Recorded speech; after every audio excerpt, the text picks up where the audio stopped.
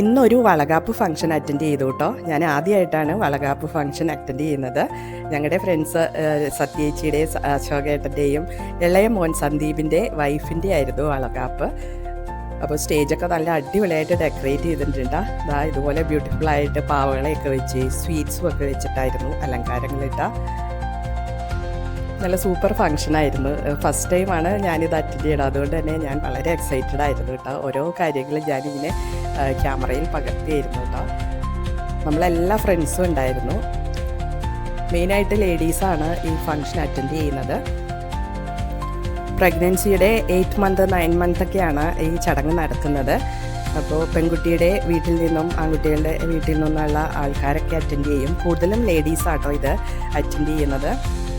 അപ്പോൾ ലേഡീസ് ഈ പ്രഗ്നൻ്റ് ആയ ഗേളിനെ സ്റ്റേജിലിരുത്തിയിട്ട് പൂജയൊക്കെ ചെയ്യുന്ന ഒരു ചടങ്ങാണ്.